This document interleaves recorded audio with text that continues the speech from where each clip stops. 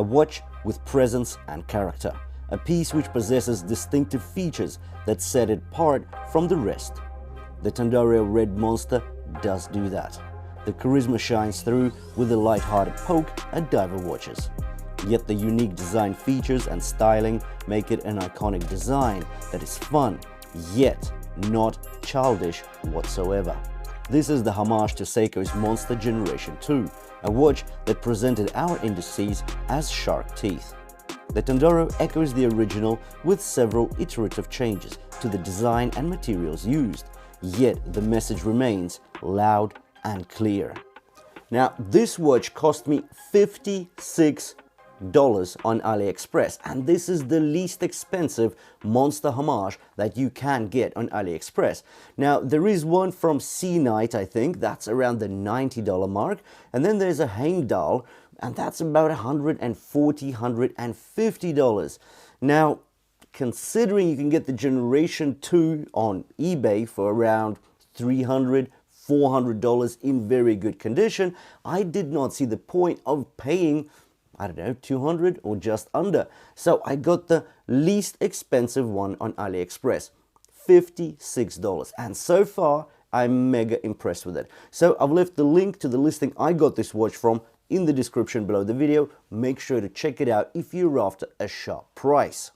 The standout feature on this red monster are a sapphire crystal with anti-reflective coating, 120 click unidirectional aluminum bezel.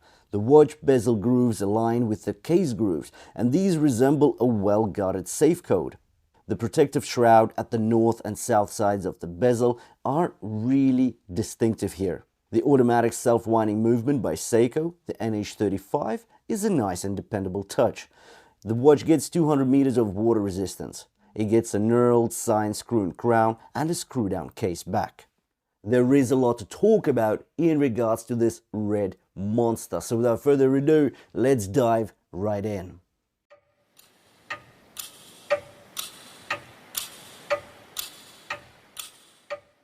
In regards to the dimensions, we get a diameter of 41.5 millimeters, a lug-to-lug length of 49 millimeters, a height of 13.1 millimeters, and a lug width of 20 millimeters. The weight on the silicone or TPU rubber strap is 130 grams. Looking at the profile of the case, we see the monster's first trick. Usually, a diver watch gets a rotating bezel that is quite distinctive and sits sort of on top of the case. Well, here the bezel is monolithic and almost unified with the case. The visual cohesion is the outcome of the bezel grooves aligning with the case grooves. In some satisfying way, this alignment of the deep and wide grooves resemble a well-guarded safe code.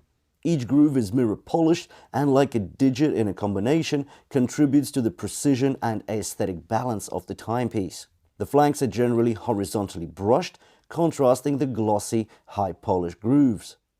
The lugs are tall and point downwards assertively, yet the lugs are also unlike any other. The lugs are essentially reaching outwards from the case elements, namely the shrouds. The shroud is like a steel shield or curtain on the south and north of the bezel. The shroud wall protects the bezel from knocks and bumps. The shroud walls and lug hoods that stretch from it are brushed, yet the flanks between the lugs are polished. This case design is a multitude of angles and a mix of captivating light plays all around it. The watch looks rugged, the angles seem jagged, the corners appear sharp, yet no, there aren't any unsmooth or unrefined edges on this watch at all, and that is very good indeed. The bottom shroud serves a dual purpose, not just the shield to the bezel, but additionally extends to the right to guard the knurled crown. Not signed, yet screw-in and the knurled texture of the grip is so befitting this rugged diver. It's not small though. At 6.8 millimeters in diameter, it makes a substantial presence. On the underside, we get a screw-down case back. It's circular and humped with the specs on the perimeter.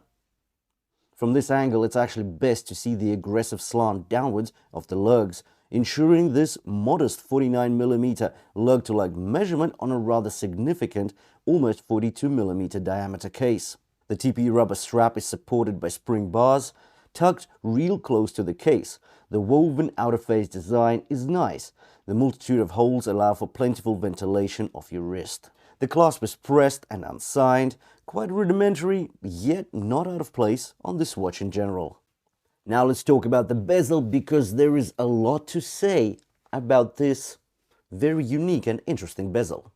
Due to the shrouds up top and bottom, we can really grip the bezel only at the flanks, so on the left and on the right. The deep grooves and wide threading on the edges are good for the grip, but the main argument for controlled rotation is the height of the bezel and the brush surfaces. You get a lot of surface area to physically grip the bezel. Rotation resistance is rather heavy, yet consistent. The sound is subdued, the precision is good as well. The slight annoyance is the backplay between clicks, yet it's not a major drawback, as the bezel action is not sloppy at all. It is rather precise. The bezel is very wide, and the actual bezel groove when looking from the top ranges from 4 to 5.6 millimeters wide. The 0 to 60 markings are deeply engraved into the aluminum bezel. The pip at 12 o'clock is prominent and serious. It looks like it serves a purpose here, not just an afterthought as we see on so many other budget divers out there. The bezel actually caves in to the slab of anti-reflective coated sapphire crystal. Essentially, this is the start of the visual journey into the great white's gaping mouth. The rehaut is sloping inwards. The red is tinging to the pink tones, resembling gums, with the printed minute track leading down to the magnificent dial. The dial texture is smooth and matte. It's red in the center, and as it stretches to the edges, the red gets deeper to a burgundy and dark red shades. That looks striking and alluring. The jagged teeth are white, stemming from the rehaut and cutting into the red dial. There is a lot of lume on these tooth-shaped indices. The lume is very clingy, bright, and long-lasting. To be fair, I didn't expect to see such good lume here. Yeah, the indices look good, but really at the $56 price point, do we expect good lume? Well, I usually don't, and if I get good lume, I'm like, wow, that's unexpected. But so far, this watch has so many strong points, I'm just thinking, where are the shortcuts? Now, yeah, there are a few, and we'll get onto them at the end of this review. The arrow hands are edged in black, creating good contrast to the red dial. Legibility is not an issue on this timepiece at all. At 3 o'clock, we get a day and date complication. The insert aperture cuts into the rehaut, similar to the fangs of the indices. As a result, the dial looks well balanced and wide. The color gradient from red to dark red is spectacular and mimics the monster gape perfectly. Now, this watch may seem like a fun article, yet it's not a toy. The styling is slightly tongue-in-cheek, but in a good way. The look is not childish, rather significant and with a ton of character. In regards to movement, well, we've got the NH35 by Seiko here. So that's 41 hours of power reserve. That's a hackable movement. That means when you pull out the crown, the seconds hand actually stops, so you can adjust the time, well, rather well. We get 24 joules and 21,600 beats per hour. So once again, $56, I think that's a very sharp price. Now, as I promised, I will cover a couple of the shortcuts. Well, there are two. Firstly, it is this clasp, which is unsigned and it's just pressed and it looks a bit cheap. Considering the significant presence of this watch, that clasp just looks a bit, yeah. But again, that's a very minor point.